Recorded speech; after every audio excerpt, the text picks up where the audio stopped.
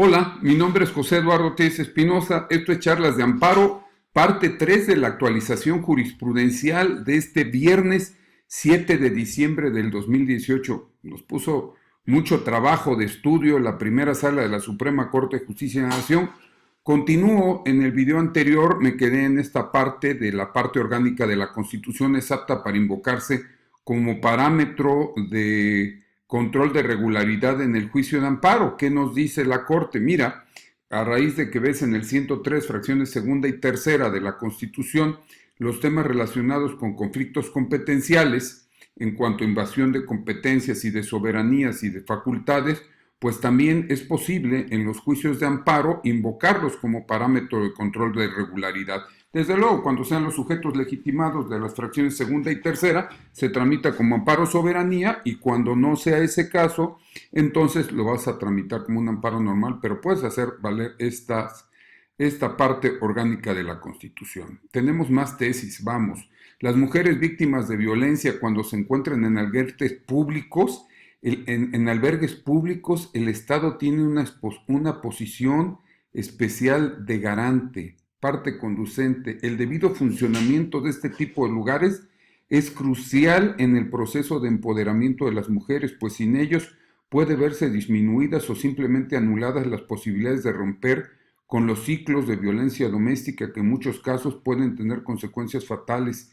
Esto es la lucha por la igualdad y por la realización del derecho de las mujeres de acceder a una vida libre de violencia difícilmente se podrá materializar en la medida en la que no existan, entre otras muchas cosas, normas, instituciones y procedimientos que ayuden a prevenir la violencia y actuar para su protección en aquellas situaciones en las que ésta ya haya ocurrido o se esté presentando de conformidad con los artículos 8, 51, 54, 55 y 56 de la Ley General de Acceso a las Mujeres a una vida libre de violencia.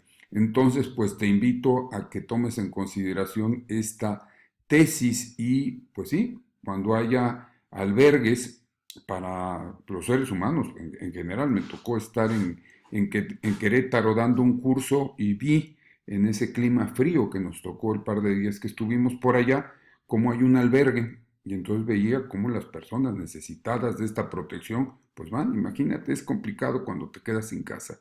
Entonces es importante el proteger a los seres humanos. Mercado de valores, el artículo 375, párrafo segundo de la ley relativa no vulnera el principio de legalidad, temas de constitucionalidad. Medidas precautorias, el artículo 1173 del Código de Comercio en su texto vigente en 2012 vulnera el derecho a la tutela jurisdiccional efectiva en su vertiente de derecho a la ejecución de las sentencias.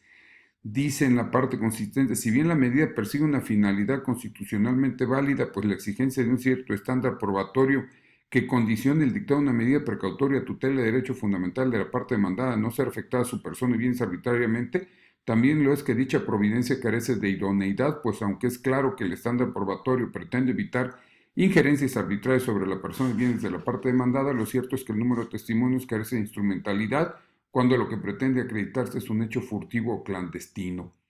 Criterio muy interesante. Cuando veas una tesis o jurisprudencia que declara la inconstitucionalidad de un artículo, toma la parte conducente, te puede servir para otras. Medida precautoria, el artículo 1180 del Código de Comercio, en su texto anterior a la reforma del 10 de enero de 2014, el permitir levantar la medida cuando se prueba la existencia de bienes raíces suficientes, desvirtúa el embargo.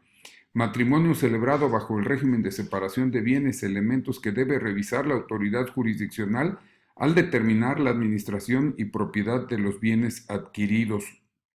Dice, esta determinación exigiría que la autoridad jurisdiccional revisara si el orden social de género incidió en la calidad y cantidad de las aportaciones de los cónyuges, en el modo y tiempo de las adquisiciones de sus bienes comunes y personales, las decisiones y oportunidades de las enajenaciones, el valor y cuantía de sus patrimonios personales y la forma en que determinados bienes pueden caracterizarse como producto de un esfuerzo común y por lo tanto originar una copropiedad entre los esposos respecto de ellos, aun cuando los bienes adquiridos a título personal durante la vigencia del matrimonio celebrado bajo el régimen de separación de bienes. Vamos apenas, híjole, ni a la mitad, tenemos mucho más que estudiar. Mandato de protección a la familia exige que el mecanismo de compensación previsto en el artículo 446, párrafo segundo del Código Civil del Estado de México opere al término de una relación de concubinato, límite jerárquico de la regulación del Instituto Federal de Telecomunicaciones, IFT, ante la ley, su aplicabilidad se condiciona a la constatación de un ámbito de concurrencia competencial con el Poder Legislativo, libertad de expresión, reportaje neutral, su defensa en caso de responsabilidad civil, libertad de expresión, la información sobre el comportamiento de funcionarios públicos durante su gestión no pierde el hecho de en su carácter de hecho de interés público por el mero transcurso del tiempo. Libertad caucional en amparo directo en materia penal de acuerdo con la reforma del artículo 191 de la Ley de Amparo, publicada en el Diario Oficial de la Federación del 17 de junio de 2016, la autoridad responsable, una vez decretada la suspensión del acto reclamado, carece de facultad para proveer sobre dicho beneficio cuando es solicitado por la parte quejosa porque ha desaparecido esta facultad. Jurisprudencia. Los tribunales de amparo deben analizar los planteamientos dirigidos a cuestionar la validez de una doctrina reflejada en ella. Mira qué interesante, dice, si en la demanda de amparo el quejoso cuestiona la validez material de una doctrina jurisprudencial per se, es decir, si cuestiona su congruencia con el resto de los principios que protege la Constitución, el Tribunal de Amparo no puede aplicarla sin más, asumir su validez y limitarse a resolver el problema en cuanto a su legalidad. Ello constituiría una injustificada omisión de estudio. No obsta lo anterior, el hecho de que la parte quejosa requiera el escrutinio constitucional de una doctrina reflejada en jurisprudencia y no propiamente de una legislación. Pensar que esto es un obstáculo implicaría suponer que la doctrina que desarrollan los órganos del Poder Judicial de la Federación es inmune al escrutinio constitucional o que no se ve afectada por la evolución en la interpretación constitucional que produce la Suprema Corte de Justicia de la Nación como último órgano intérprete, como último intérprete de la Constitución política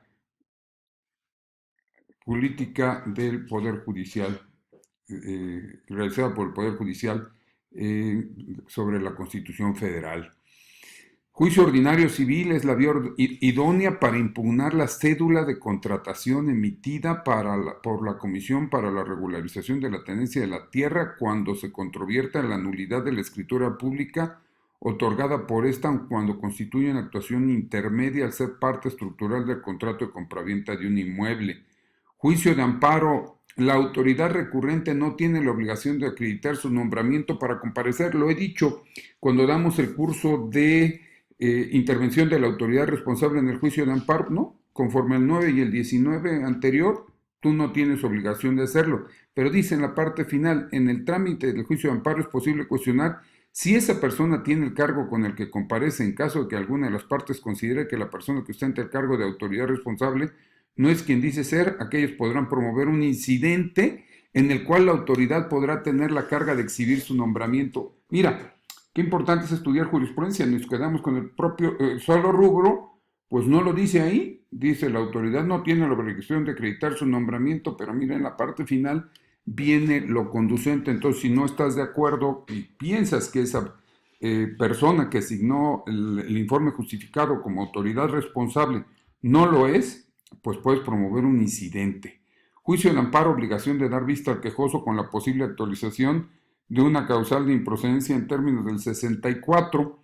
Dice, si bien es cierto que el precepto mencionado no establece explícitamente que se podrán ofrecer medios de prueba que demuestren la no actualización de esa causal de improcedencia, es evidente que se debe brindar la oportunidad amplia a las partes para que al momento que se les dé vista no solo puedan argumentar, sino también probar.